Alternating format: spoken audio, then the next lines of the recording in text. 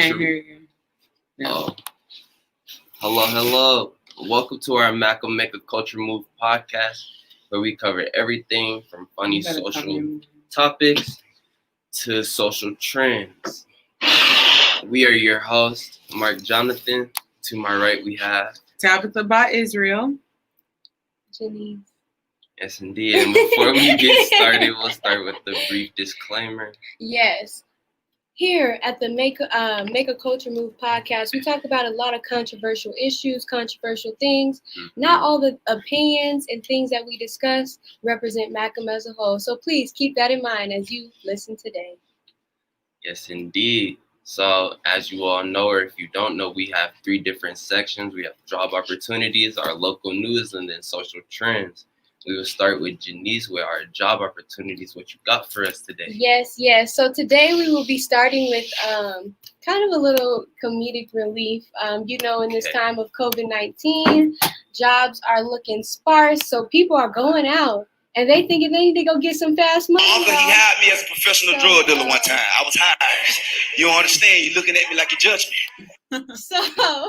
So we're going to have Courtney Wayne today. So, yes, let's play this video. All right. Yes, he is super funny. I would recommend y'all go watch him later on.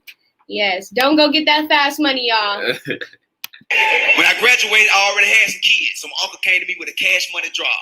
He said, nephew, I'll pay you $1,000 a month, a week, to ride with me to go pick up my weed. He was a big time drug dealer.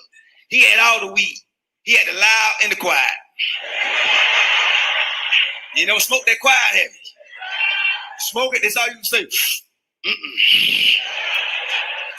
Yeah, he said he gonna pay me $1,000 a week to ride with him to go pick up the weed. I say, damn, thank you, Jesus, this is a good job. But it was more to the job. He said, when we get pulled over, I want you to take the charge. I said, what? He said, no, I want you to take the charge because you ain't never been in trouble. So if you get caught, they're going to let you out on probation. I said, you saying you're going to pay me $1,000 a week and we get caught with the weed, they're going to let me out on probation. He was like, yeah. I said, well, can we get this in writing, signed by parentheses? So I took the job. This is the best job in the world. I'm making $1,000 a week. The first 2 weeks I was nervous. I was just riding the car all nervous because I didn't want to get caught. But after about 2 weeks, I used to get comfortable, man. I was laying in his car like it was a Cadillac. It wasn't up with a Buick LeSabre, but I was laying like it was a Cadillac. I got so cocky with my job, I told all my friends who went to college, I said, y'all need to get y'all life together. So me and my uncle ride, man, I done made a whole year, ain't nothing happening. I'm making $1,000 a week. Everything good. Everything good. Everything going good. My uncle, he used to drive laid back too. So one day, he leaned up on the steering wheel like this, nervous. I say, if you got the fart, just let down the window. He was like, no.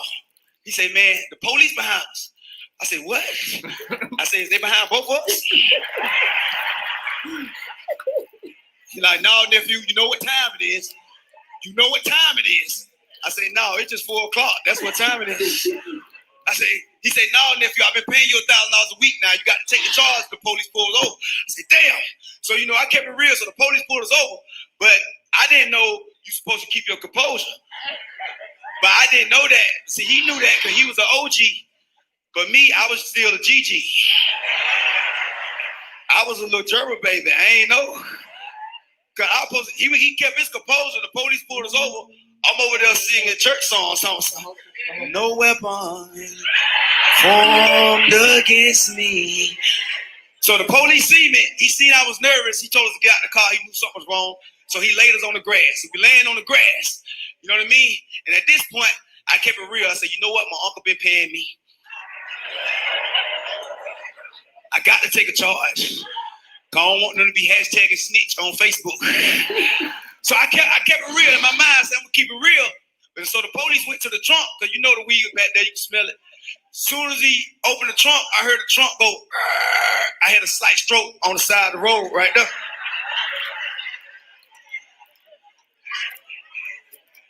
But I woke up. I said, I'm going to keep it real.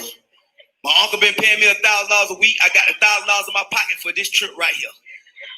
It ain't nothing but weed anyway. But this when the game changed. The police looked in the trunk and said, "Good God, they got pounds of marijuana and crack cocaine." Hold up, wait a damn minute. So they ain't have no crack in my application now.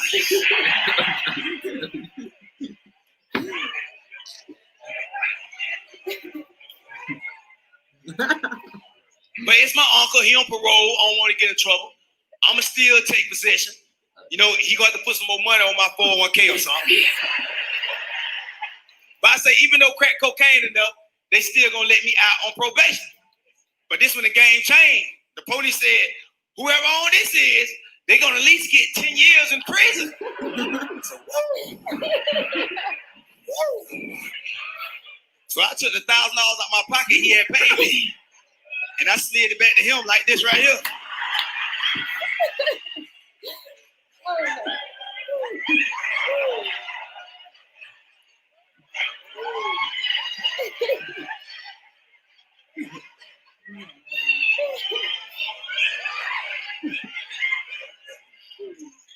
He gonna look at me talking, what? I said, man, I quit. So the police told us to stand up beside the car, so I stood up, and I was brushing the grass off me, and I was bouncing like a free man, because I know I don't work for that company over there no more. So my uncle, so the police came to my uncle first. The police say, "Is this your pounds of marijuana and crack cocaine?" My uncle shook his head, no. I reached over and whispered in the ear. I said, you shaking your head the wrong way, brother. The police came to me and say, "Is this your pounds of marijuana and crack cocaine?" I said, "I swear to God on Jesus, ain't nothing on this highway, man." I said, "I ain't even got a car." So the police said, "One of y'all don't take the charge. Both of y'all going down for the same drugs." I said, hold up, wait a minute. I said, "Officer, I know what you're trying to do. You're trying to make me snitch. But this my uncle. We got the same blood. Well, he my uncle on my mama's side. That's it. We got half the blood." I said, "But I ain't finna snitch on my uncle. I ain't that type of guy." I said, "But I tell you one thing. One thing I know for sure. It ain't mine."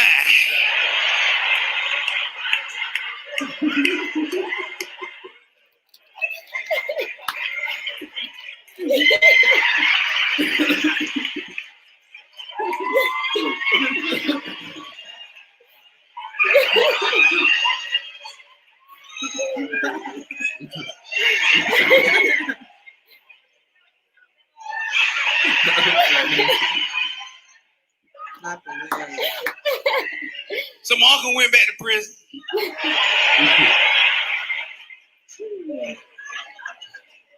I got back home, all my cousins told me, "Man, that messed up, man. You could have took that charge for You weren't gonna get no but a little year. You could have laid down for a year." I said, "First of all, I ain't that damn sleepy."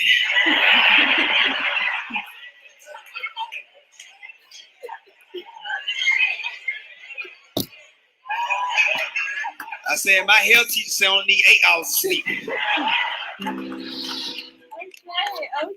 Okay. Uncle, he had.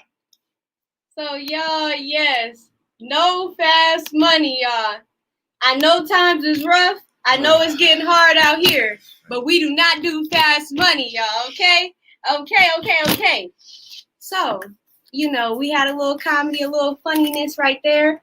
We gonna go into an article that tells you why fast money is not the way, y'all. It's not the way. No matter if it's $1,000 a week, like we seen in that video, or anything else. Okay. So we're gonna go down to easy money will go away. A lot of times we think fast money is the best money, but that is not true.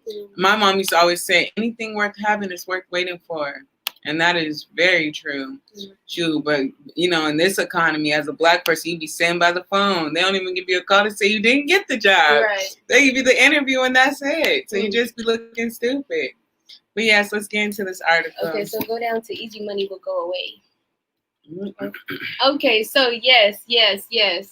Fast money. Look at it. Money. Yeah, you think you throwing it. You think you got all the money. Okay, wait. I'm going to stop right here real quick. So it says everyone It says, everyone always seems to be looking for an easy way out when it comes to making a living. We would all rather work as little as possible and make our money easily. It's no wonder why Google searches for easy ways to make money yield a ton of get-rich-quick plans, pyramid schemes, and courses for marketing gurus who always finally found the secret to making massive amounts of money online and doing it with the little effort as possible. Okay, so go down to easy money will go away.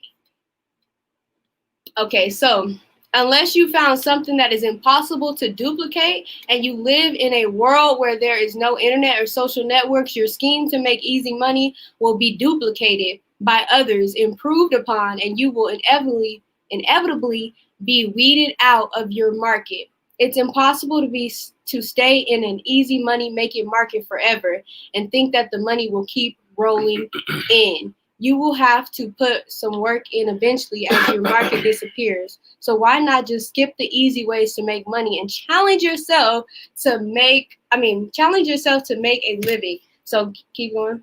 Another thing about taking the easy way out, this kind of goes into building a legacy. But yeah, so easy money is not always the way, y'all. As we seen in that video we just watched, easy money can lead you to jail, it can lead you to death, or it could just lead you to what a lot of people call a bankrupt, where you spend that money so quick. You win the lottery, you get that easy money, then you spend that money in 3.5 seconds. Friends, family, everybody coming out the woodwork for help. So yes, no easy money.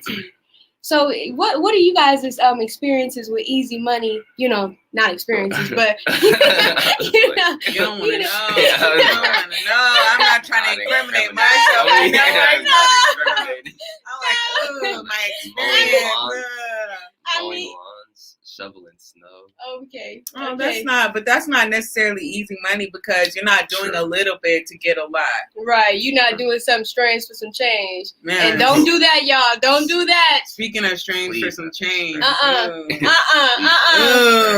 money's not the way. Okay, let's go. Easy money's not the way. That's all I'm gonna say. So, I just wanna easy money's not the way, y'all. Never. You'll be locked up. No way out. Locked up, no key. At the time. Yeah, it seems convenient, but it'll get you in some serious trouble.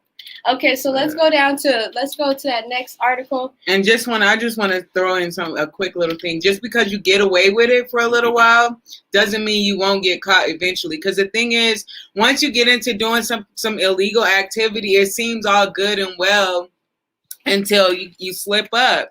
And that's the thing, like you eventually slip up until you like somehow perfect the craft, but that takes years and years. And I've worked many jobs, y'all, and there's no way for you to not make a mistake on the job. That's just an illegal job. And like illegal job, like nah, you'll mess around and be dealing with the police and don't even know it quickly, unless this is like a dirty cop and But that's a whole nother. Even if you in with the police, you gonna get messed up. You're gonna get messed up eventually. Same. I'm telling you.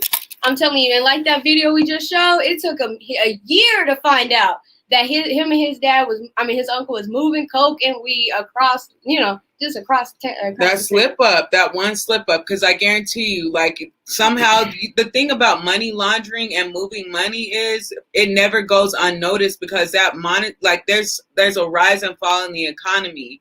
So when you are taking all this money out and it's not re-entering back into the economy or back into the market, like there's like I forget the word for it, but there's the dividends and everything, it decreases, and like nothing goes unnoticed, especially when it comes to revenue. So yes, I think that's stupid. So yes, easy money. I mean, when you have a job and it's untaxed, that's different because you're being paid under the table and the money's re-entering into the economy. Right. But and it's not really like when I'm talking about easy money, I'm talking about you making $1,000 a week, like, and still don't got a car. So his money wasn't going to the right places. But so yeah, let's go to this article real quick. There is 37,000 jobs in Colorado at this moment right now that you can apply for? I think that's tight. There may be 37,000 jobs, but a sister like me can't get one. No, you know why? You know why some people can't get certain jobs in this economy? Why? Because they don't want to apply for these kind of jobs. Ooh. Working at the McDonald's drive-through, or working at the Arc, or working at the nearest Taco Bell. Not the Arc. So these shots fired. Shots fired. These are the jobs. These are the jobs that are on the market. Okay. What are most of the jobs hiring at or starting at? Well, you know they're not starting at the most highest pay, but you know it's something. Something is better than nothing. It's better than risking your life every day to sell a dime of crack. All right. So what we doing? Okay, let me read the top first. So Colorado employers added nearly 37,000 jobs in August. That's 2 months ago, yo. Yes. So keep going down. Go down. Okay. So the August gains amid the pandemic were especially strong in the hard-hit leisure and hospitality sector. So that's, welcome to Walmart, welcome to Starbucks, welcome to Safeway, which added 10,000 jobs between July and August. The public sector added as teachers and staff return to school. Yes, so go back. So there are jobs out there, y'all. I mean, they're not the most high paid, like I said. They're not going to be, but they have room for improvement, room for moving up. I know some people that have started at their job as a McDonald's cashier, and they've gone up to the McDonald's manager, which is more well paying than the cashier, of course. So yes. I just want to say, before I decided, I'm gonna go to college and I'm gonna try to better my life, y'all. I worked at Amazon, where I worked overnight. You know how hard it is to work overnight? You want to be up with everybody else in the daytime, but you got to sleep. But you don't want to sleep because you're going to miss everything. Everything. Like literally nighttime life, and he could speak to this. It's so much different than daytime life. I'm trying to tell you, I don't really have that much of a social life, I'd say. So like me really sleeping during the day wouldn't really affect me, but I feel that 100%. Then the sister started working at Olive Garden. For real. And you work out too. Like that's just a lot to balance.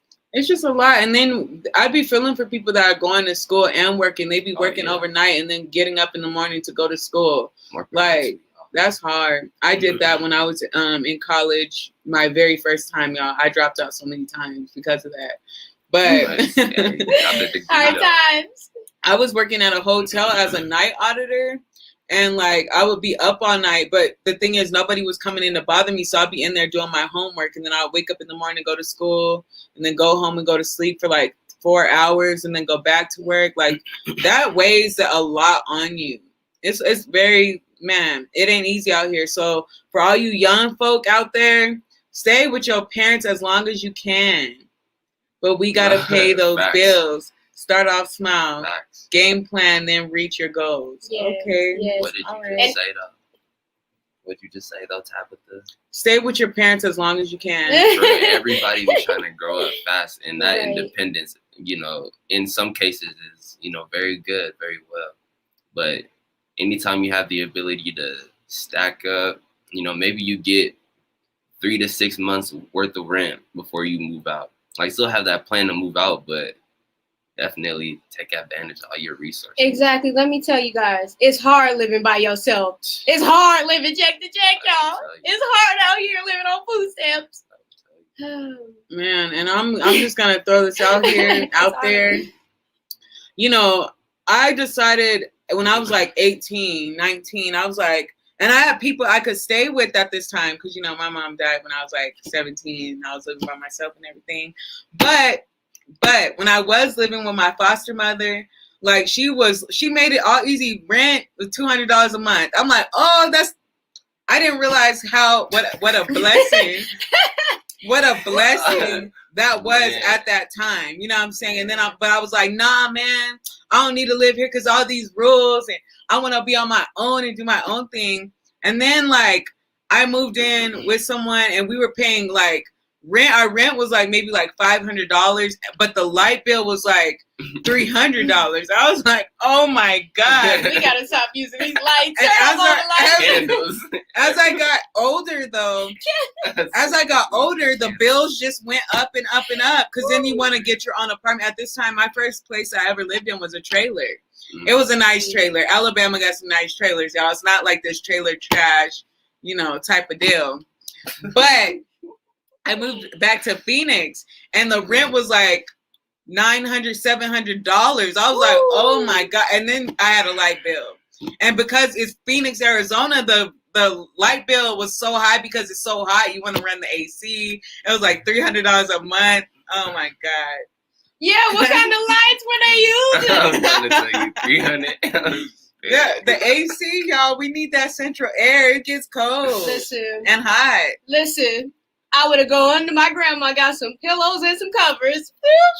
That's it. You said it got cold and it got hot. You got to figure it out. I didn't want to figure it out. Run some cold water on yourself. Leave the oven on. This is the thing. Oh my God. Because when you open the oven, you might as well run the heater. Yeah, because that's taking even more heat. Mark, you I don't know. I'm burning candles. I don't know. $300 for lights.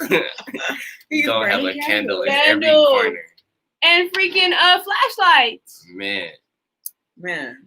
But yes, y'all, stay at home as long as you can. Lord's will, if I have children in the future, my kids, they're going to be able to stay home as long as, especially if they're my daughter, you're going to be able to stay home until, we hand you off to somebody, you get married. But my son, I definitely want to put him in a position where, he's able to sustain. Oh, yes. He gonna be paying rent. He gonna be at paying. 17, I'm like, it's time now. It's time to grind. Oh my God. It's time to grind. It's at time 17. to grind. I started at 16. No, I started at like 15. You can get a job at 16. My dad was like, do you have $400 for the rent? I was like, yes, I do, Dad. Here you go. I don't know if I want my daughter or my son to have a job that early in life. Like you need to go to school. I went to school and then I guess what? I got off of work and went to McDonald's. A lot of places are flexible with their hours. Right. Too. I don't know. You work weekends. My son's gonna be working. You go facts. Cause I don't want him to be spoiled. And then he'd be like, when he get on his own place, I need $600 for the rent. What happened to your job? Yeah. Damn. You've been saving since you were 17. Where'd the money go? Damn, Daniel. Woo! I'm gonna be different. I don't know. It depends on, I don't know. I don't know because It depends on. Daddy-o, she's I didn't say Daddy-o. She's pointing at your comment. I'm dead. But yes. Okay. I just, you never know. My daughter, I'm definitely not going to make her have that independent mindset. My son is working. My daughter's going to work too, but we're going to make sure, they're able to balance school and work. If she wants to work. School first, though. I understand her point, though. School first. If them grades ain't right, then first. High school, my grades was the best. I don't know what happened with college, but high school, I was like A+ and still working. Exactly. See what I'm saying? Black people haven't figured it out yet. Let your kids stay with you rent-free while they attend college with the supplication that they get. Let me tell you, because I'm about to name drop right now. Officer Camulai, right? We all know him, right? He said, my sons will have to work and pay rent while they're staying with me. They're not just going to stay rent free. That's another thing. I guess everybody has their own preferences. So, but that's that kind of be spoiled if you want. I'm not. I'm sorry, but I don't want to. Like, the thing is, what happens is, and I think you can attest to, you can bear, your spirit might bear witness with this statement. But when it comes to working and going to school, it's hard to focus solely on what you need to focus on with your school, because at the end of the day, you're trying to get a better job. You're depriving your children of the opportunity to study and do other things in order to excel in school. college, if you're in college, for instance, college is very time demanding. It demands most, if not all of your time. If I was working in school, I probably wouldn't have done as well as I did. I could see the difference in between when I was in college the first time and I had a job versus when I was in college the second time and I didn't have a job. Right. I was always on the vice president's list, the president's list when I didn't have a job. But you know what I'm saying? It's crazy hard. I agree. It is hard. Right. It would be nice. It would be nice during college if I didn't have to work, but high school was a breeze because high school isn't really that hard. Like I was working, doing my studies. Then like I worked like 2 hours, 3-hour shifts. So it wasn't that hard. It's just, it depends on who your kid's to. And you can have leeway depending on your kid. Like if your kid is in college and they're like, Mom, I'm failing all my classes because I got this 9 to 5. Be like, okay, you cut the job off. Okay, yeah, you can just stay here for a second. You know, just get yourself together, get your grades together. But yes. Definitely. Yeah, moral of that story: school first. You know, if you could find a flexible job to where you don't have to let your school affect you as much, then you know that's definitely preferred. But I agree, my kids will be working. My kids will not be working if they're in school. That's the thing. Like was the rule when my sisters were in foster care and I was trying to become their parent and I was taking over, you know, their living situation. Basically, I was like, look. If you're either going to school or you have a job. If you're not going to go to school, then you need to get a job. It's the same thing. When you take an economics class, they say that when you're going to school, you're basically employed just solely by going to school. And you have to pay to get a job and work at a school. Like, it's just, it's crazy. So that's a whole nother type of slavery. And I'm not going to have my kids, you know, working and going to school. That's too much. It's Even too much. In high school, though? In high school, that's, you know, I don't know. If you're trying to gain experience and, you know, do what you got to do if you want to work. But as far as like you going to college, that's different. Because it's hard to balance the two. It's hard to balance the two. When I was living with someone when I was in high school, I didn't work in high school at all. I was not going to do that. But I had a friend who was in all AP classes. And he also had a job at Sonic, and he would be stressed out. He would be up all night. And when it came time for him to actually go to college, because of all the work that he put in high school, he was like, I'm not going to attend secondary or higher education because of how time demanding high school was. Okay. So, yes. Don't move away. My hair, this pick ain't gonna hurt you. No, I was just because what was the purpose of taking all them AP classes? You're not gonna pursue secondary education. Exactly. Right. So that's why I wouldn't put my kid in that type of situation. I would see like him and his mother constantly getting into it because, you know, he didn't want to work, but his mom was like, you're still in high school, you got to pay rent. And that's the mentality that a lot of Black women have is, you're in this house, you need to help me pay my bills. But at the end of the day, I don't believe a child or a person is an adult until the age of 20. Like, and even then you're still like, you're growing into becoming a man or a woman. So you need that time and that mercy to become the adult that you need to actually become. I thought it would have been worse to be homeless and in high school than to be getting a job in high school. But, you know, we can say, right? Yes, that's a good. They thought it would have been worse to be homeless I think it would have been worse to be homeless and in high school than to be working in high school. Because, you know, when you homeless, you don't know where your next meal gonna come from. You getting I think it's better. I think it's better to be. I think it's worse to be homeless and in high school. Is what I just said. I was confused. Homeless I said that. And homeless in high school than to be in a job in high school. Because being homeless is hard, y'all. And if your parents cannot pay rent, please help your parents out. Please. I beg of you, because being homeless is way harder than being like working a 9, like, and it's not even a 9 to 5. You can ask your boss, and this is also where your parents come in too, like talking to your boss at McDonald's, coming up to the boss and being like, hey, my kid cannot work these many hours. My kid, you know, you're advocate for your kids. But, you know, we can segue into another topic. Yeah, one last thing, though. Being in high school, me and my family faced a lot of homelessness. There was a lot of homelessness because my mom really had no stability and she was a single parent with 3 children. But yet and still, she never forced me and my sisters to get a job, because at the end of the day, there's like a choice that you have to make. There's like a fork in the road. Do I work full time or do I stay in school? And that's what happens to a lot of our young boys and girls. They have to make that choice of, I need to actually have a job in order to sustain my family. And that's a tough choice to make. And then you're like, well, I could go back and get my GED, but then at the end of the day, you have to continue to work because you put yourself into an adult situation or adult position for so long to where you can't fend for yourself without actually working. And again, school is very time consuming, so you're not able to do that. The GED program is a lot easier than, staying in high school, but with high school there's accountability that's there. That's not in the GED program. So yes. So we're gonna segue into our next topic. We're gonna go ahead and shift to Mr. Mark over here. What we finna get into, Mark? Yes, indeed. So the first article that I'm pulling up is a 12-year-old that is soaring through, as you can see in the title, college courses. I like to bring Black excellence. And yeah, spoiler alert, he is Black. But I love anytime I see, especially education-wise, just my people doing well in a society that's already against them. Like, I gotta share it. I gotta bring it to it. So when we have this 12-year-old, and he also said something very important as well.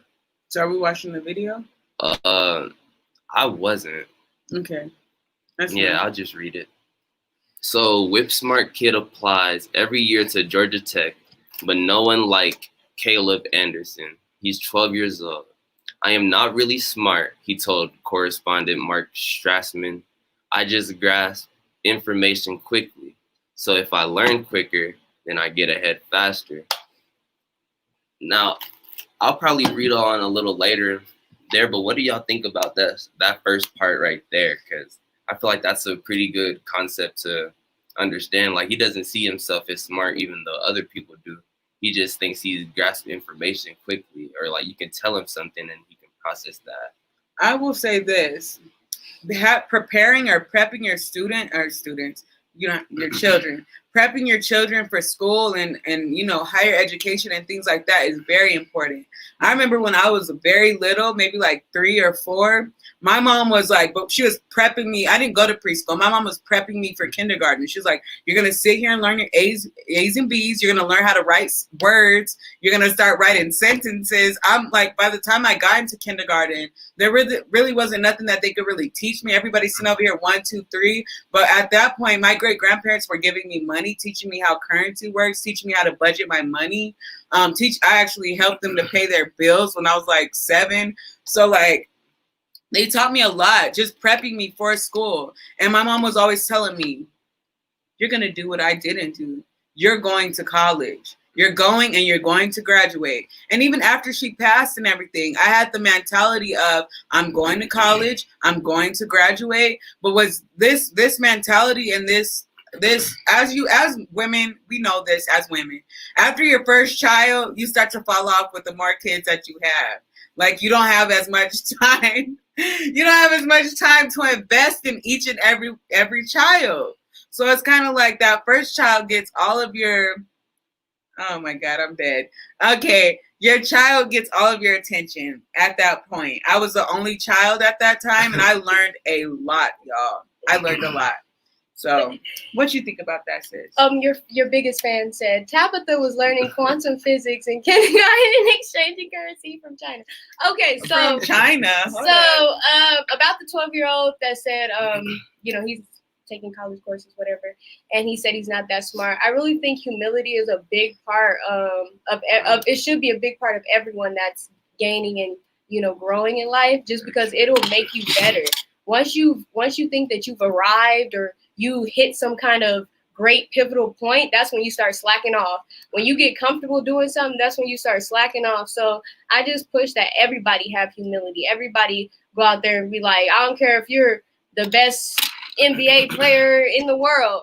Just be like, okay, stay humble, or you're going to fall off.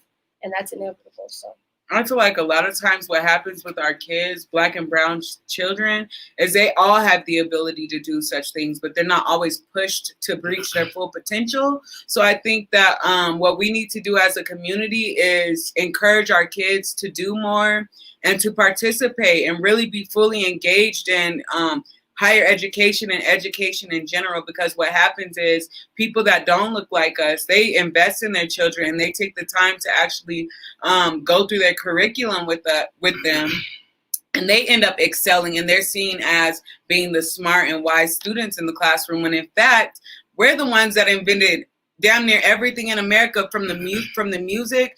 We're basically the fabric of this country. We're the salt of the earth. We give this earth flavor.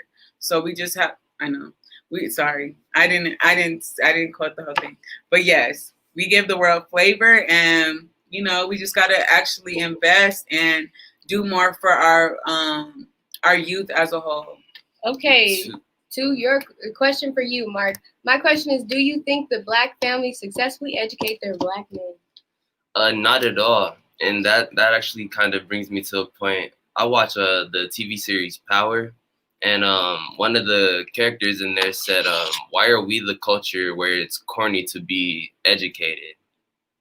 You feel me? And like that just goes to what Tabitha was saying. Like, we don't, like, what we encourage in our culture is never what it takes to thrive in this culture. You feel me? It's always gonna be temporary convenience for us. Mm-hmm. So I feel like if we start to encourage that grit and that knowing that it's struggling to success, that's something like that we need to start encouraging in our families. So to answer your question, no, I don't. Thanks. Feel me? No, you feel me? Yeah. So I hope I answered that. You did good. Is there anything else you wanted to take from that article? Not really. It kind of just got into some of the courses that he applied to, but like these are courses that I haven't even heard of, and I'm an adult, like, so it's just crazy to see his success all at 12. Right. And to my coworkers' points, we had to start challenging our kids young. Right. Reading books, math problems, ABCs. I want my kids to advocates for homeschooling. Yes. Yes. Homeschool is the best school, because what happens is when our kids go into public education, what happens is the teachers discourage our kids. You know what I'm saying? There's always like this split that happens. Black and brown students, young men. It's mainly the men. Women aren't attacked like that because they push that independent mentality on our young girls. But what happens is young men, they rise up. They're doing great in elementary school. They're doing great in middle school.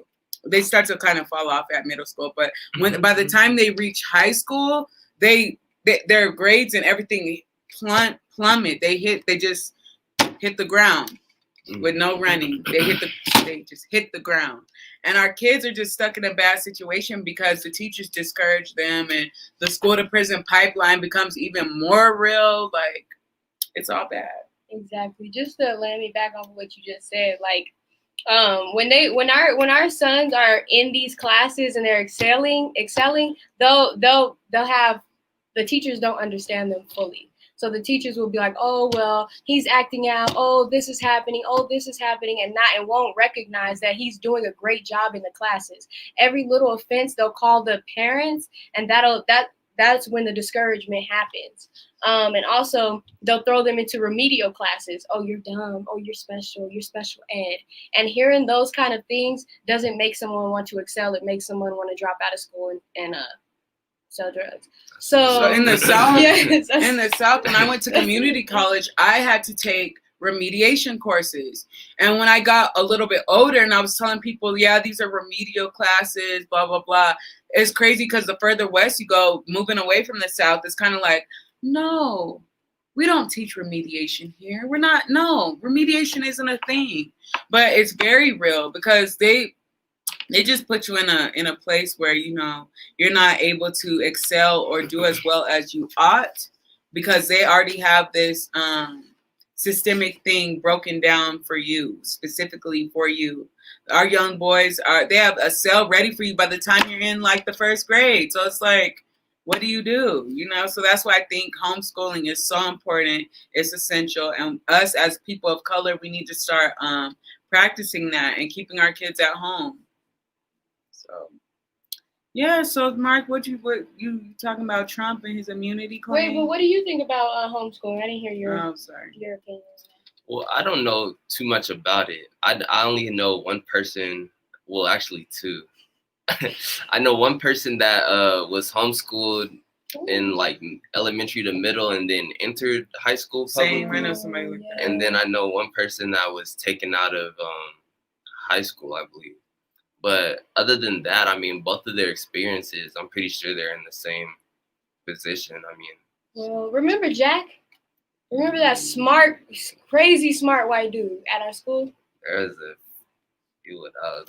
Okay. Yeah. Well, yes. Yes, he got homeschooled. And he said, my parents, they went over these tests with me. So he said that when he was taking the SAT, it looked exactly like the test he's been taking at home for years. And I was like, what? What? This is cheating. I mean, you can see his preparation. You're right. So, yeah. My praises. But yes, as we segue.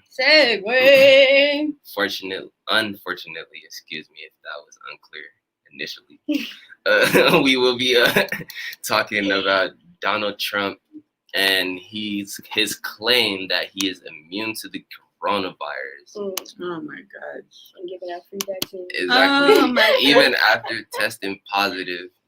I don't want to misquote him, but he said that he had some type of glow around him that was supposedly protecting and I guess like killing away his coronavirus. And he's no longer taking medication for it. So that was just pretty quick in general for me to test positive for the coronavirus. And then a week later, immune, and I got this glow. Like my mother is one of them politic watching. Like she gonna know when something's going wrong in the politics, and her theories are amazing. Shout out to my mama. But yes, if we could click onto the video. All right. In orange glue. Oh my gosh. Or not oh my gosh, or a red glove. All right. Trump? Okay, let me read that. Yeah, that title, the end of that title is Trump says he's immune to COVID. His doctors won't say when he last tested negative. You could tell he Terrence with those little goggles on, because you can see the goggle line. Oh, I thought we just read that. You said, yeah, you both. It doesn't matter, or either or could work. All right.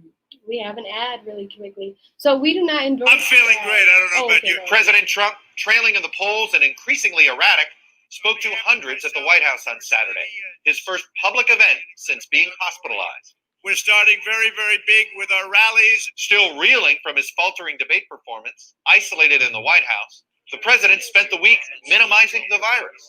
Don't let it dominate you.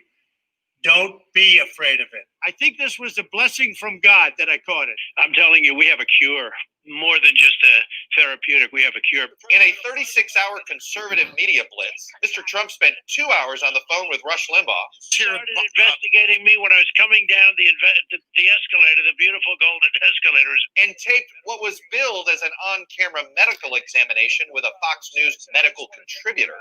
I've been retested, and I know I'm at either the bottom of the scale or free.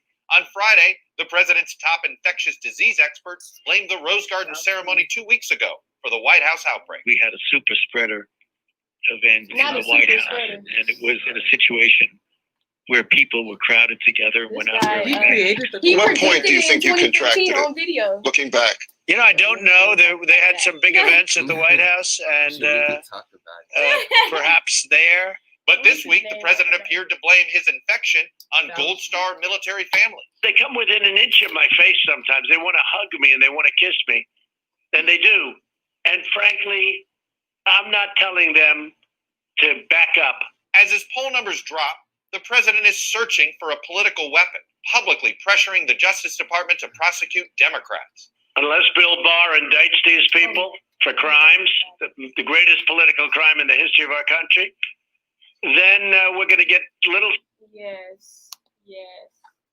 But I spoke earlier. Fake news. I'm sorry.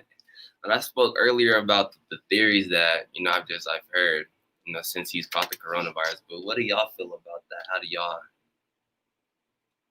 So they pushing that vaccine. Trump That's all I is a gotta mess. say. In another article I read, it said that Trump is now giving out offering free vaccines because of his immunity. Another article I read, it said that he used aborted fetuses to cure himself of this disease. So it's a lot of different things going on, and I don't want to have no part in it. That's all I gotta say. Please don't take that vaccine. Right, whatever's in it ain't even right. So yeah. Until they test it on whites. Yeah, let them test it on them first, not the people in Africa. They was like, let's test it on the people in Africa first. Well, and they didn't even have it. They didn't even have it at the time. But yes. But as we segue, we're gonna start getting to our local news. Tabitha, what you got for us today? So the three things I got was a man was shot in Texas because he wanted to shake the police's hand because he was reporting a domestic violence case, and they just automatically assumed it was him.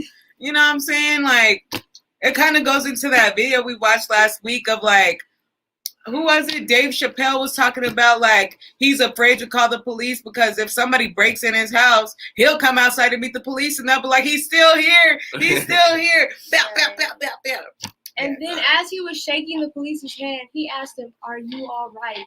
And he shot him 4 times. I'm like,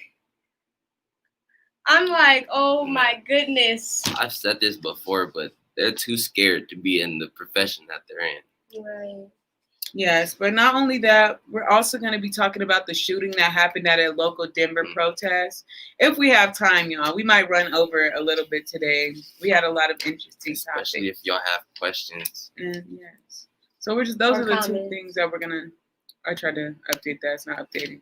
But yes. So we're going to dig into this first article about this dude that got shot by trying to shake the enemy's hand. So let's get into that. And I just think we need to be more cautious as a people. Don't trust your enemy. You know what I'm saying? So this is his picture. Look at him. He had a nice smile and everything. Yes. Black man fatally shot by Texas officer had tried to shake the cops. Black man fatally shot by Texas officer had tried to shake the cop's hand. Jonathan Price asked the cop if he was doing good and apologized for the broken glass around him, according to probable cause. I don't know. Affidavit. There we go. Okay, in the moments before Jonathan Price was gunned down by a small-town police officer outside a Texas gas station, he extended his arm for a handshake. According to the court records, he asked the cop if he was doing good. He apologized for the broken glass around him. The Wolf City Police officer, 22-year-old Sean Lucas, had been dispatched to a possible fight in progress Saturday night at the Kiwik Check, a convenience store in the town of about 1,400 residents, according to the probable cause affidavit signed Monday, the day Lucas was arrested on a murder charge. Price, who is black, was repeatedly trying to intervene in a domestic violence situation between a man and a woman, his friends and family members told Dallas ABC affiliate WFAA. Woo! It's getting real, y'all. It's getting real in the field. That's crazy. And we just had this whole talk about, snitching is okay. I'm sorry. when did we? What? Remember, we're like, you can't police your. What? I just said yes. You can't police your own community if you're not going to speak up about the things that are going on within your community. That's why gangs and things like that are taking over. Oh, that was him trying to police his community? That was him trying to police his community. He seen what was going on. And he tried to do the right thing, but yet and still, like, Even when we're not, you know, he didn't have his hands in his pocket. He wasn't being niggardly. He was still taken out. I'm sorry. Niggerly. We're not even going to start that. But anyway, it's already started. Anyway, I just want to say, listen, you know, my condolences go out to his family. I hate to see a black man killed at any time. Shot 4 times. Was the police officer white? White. Super white. Super white. I wish we had a picture of White him. supremacists. I swear, I feel like, well, did you finish? Yeah, go ahead. I'm going to look this white dude. Okay. I feel like, especially with everything going on nowadays, you would think that police officers would err on the side of caution. But nah, it's like ain't nothing stopping it. Oh no. I hope. Did I hear him say that the officer got arrested for? I think he got fired.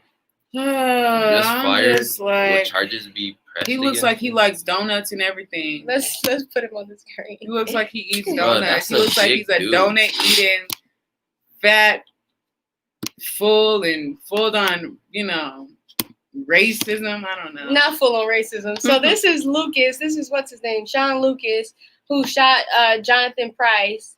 So yeah, this is the man who shot him. He is a big dude, so he shouldn't have been scared. But I'm saying, like, you know, they have to be. They have to be scared. I guess. I mean, look at that face. He looks like he eats good, y'all. I wouldn't have went up to him to shake his hand, especially if he is giving you that he face looks like right a white there. supremacist. He looks like a white supremacist. But yeah, he looks like a good old boy. Like, it's wrong. Anyway, on to the next topic, because I'm not trying to harp on this too much because I'm going to get angry, and y'all don't want to see me angry. We don't want to go there. She sounds like the Hulk. You're not me when I'm hungry. I start to Snickers. Okay. I need a Twix. I need to just take a break for a moment. But let's get on to this next. You said, oh? Yeah. I said Snickers. You changed it to Twix. Twixes are good. Hold on. Let's not do you don't it. like Not better than Snickers. What? Homie tripping. I don't really eat chocolate. Hold on. In the comment section, Snickers or Twix. I can't. Oh yeah, I don't know why our comments is. I hope y'all ain't trying to have a conversation with us. Our stuff is tripping right now. We trying. I don't know. Anyway, though. There's no like a scroll wheel on there. No. Yeah, this is just crazy. One last thing about Mr. Jonathan. Oh my gosh, no. Yeah, we can just segue. Let's just segue. Yeah, our page is stripping. I'm sorry, y'all. If y'all are trying to respond or talk to us. But anyway, so the next topic that we're gonna get into is someone died over the weekend. You know, Black people are dying everywhere. It's something that, you know, happens quite often. But this was a protest. I don't really know what the protest was about. There's always protests going on. So the protest was Black Lives Matter with Antifa. They were together. Black Lives Matter and Antifa.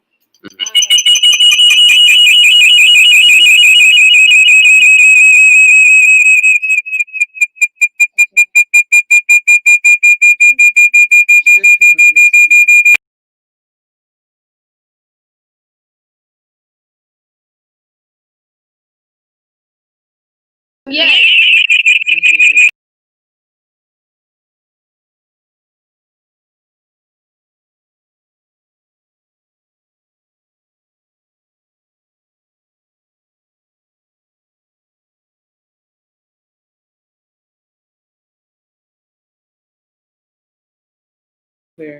Okay, sorry about that, y'all. We were having technical difficulties. Anyway, we want to see them comments. We got to see those comments. So, what was I saying? Oh, it was a Black Lives Matter. Okay, so Black Lives Matter and Antifa were together, and then we had the white supremacists, the other group. So we had those two groups combating each other, going against each other, and you guys already know how Trump supporters and white supremacists get down. When you saying something they don't want, they punch you right in the teeth. or they shoot you. That's how Hide they your get kids, down. hide your wife. So yes, y'all. Because they're out here killing and beating and robbing everybody. Do you have the article or the video? I do. Yeah, because it was serious out there, and I'm sad that Black Lives Matter and Antifa have grouped together. But I seen it coming, y'all. We got a anarchist group with the Black Lives Matter, which is really a transgender group at this point, coming together, and they're just on one accord. You so. are unpacking a lot of worms. Hey, I'ma just leave that gem out there. If you get it, you get it. If you don't, you don't. Okay, let's see. But yeah. Yeah, so yeah. So how do you feel about about Black Lives Matter teaming up with Antifa? Teaming up with Antifa. Listen, I don't want to say I feel indifferently about it. I feel like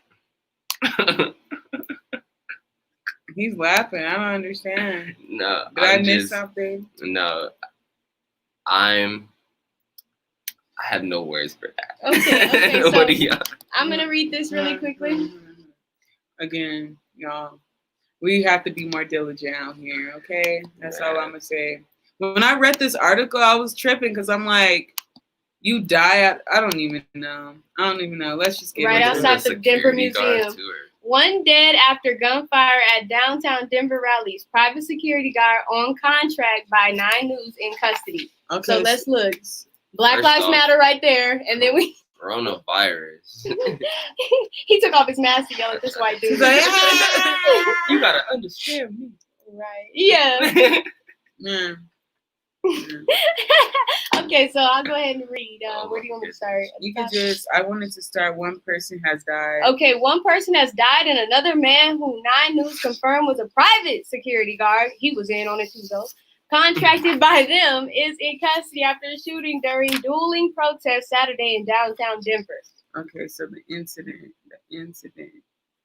Okay, yeah, this is a horrible incident. Okay, so the incident occurred after a man participating in what was billed a Patriot rally, sprayed, you guys know what that means, sprayed mace at another man.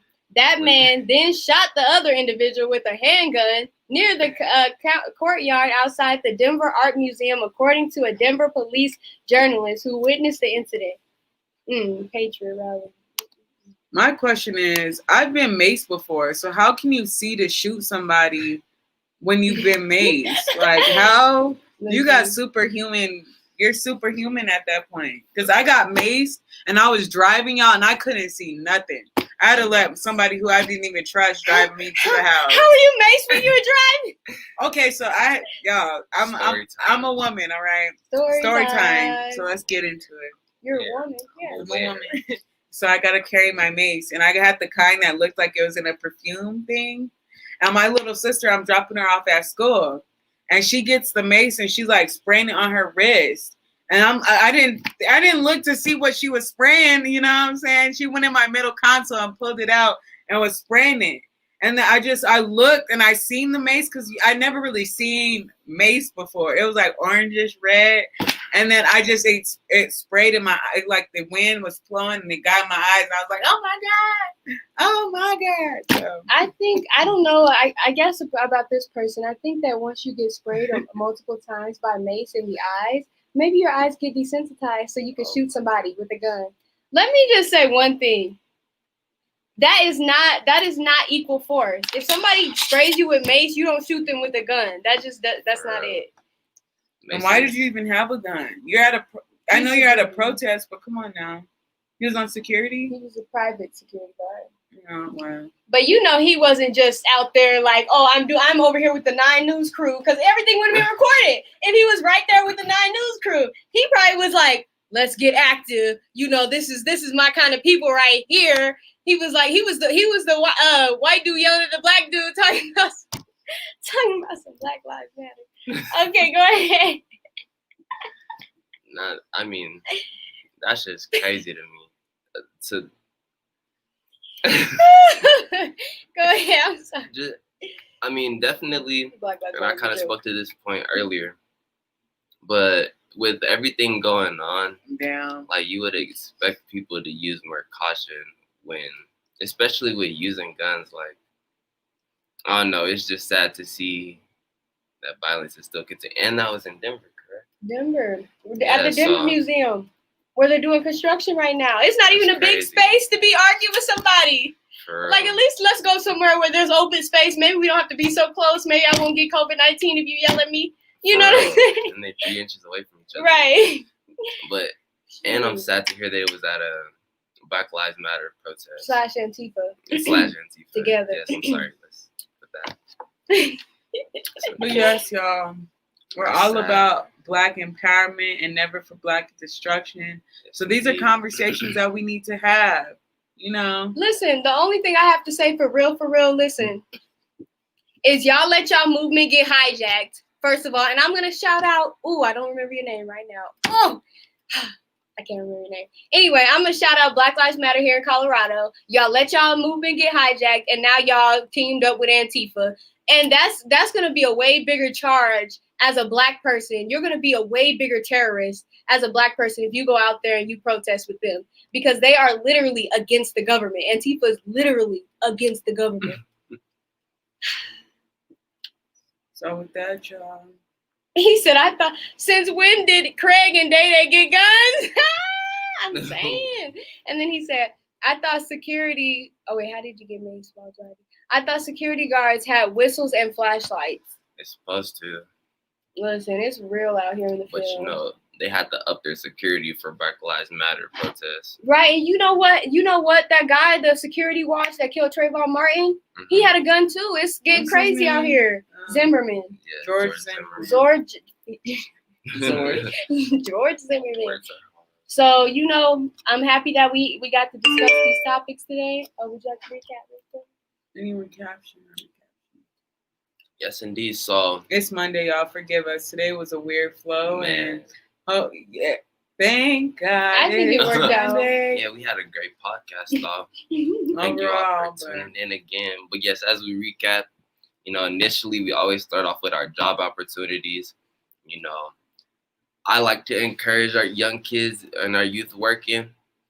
Others don't, for reasons that are all reasonable. You know, ultimately, as long as they're doing something productive that's not in the streets or that could potentially get them killed, we're here for it. Boom, we moved into trending topics. We had that 12-year-old soaring through college courses. Hopefully, we continue to see him do great things and great things in our community. You know, give back a little, you know, whatever he decides. We talked about Trump briefly and his fakeness. Whatever that is. Don't get the vaccine. Please don't. Yes, indeed. Then we talked about a little bit of our local news. We had security guard shooting, and then the police officer who shot, I'm missing his name, Jonathan Price, right? Jonathan Price. Yeah, just for trying to shake a hand. Hey, Black Lives Matter and stop the gun violence. Black men's lives matter. I'm not associated with Black Lives Matter at this point. Me either. They're all gonna get arrested. Okay, yeah. But yes, we will be back on Friday with our afros and fries. You know what? I've just decided that I'm just gonna do afros every Monday and Friday. If they want to join in with me, then they're more than welcome. I can't do an afro. I have locks. But natural hair Friday. We're gonna be rocking the natural hair on Friday. We're gonna encourage this young man to take this do-rag off. If I don't have my Afro Friday, I'll give every viewer $5. Mark it right here. There's only Gadiel and Izzy are on right now. Okay. Mark it right here. If I don't have my Afro Friday, every viewer is getting $5. I just know it's me. Okay. All praises. Well, inference. With that, coronavirus get tested. We say have a wonderful MACM Monday and get out there and make your next move your best move.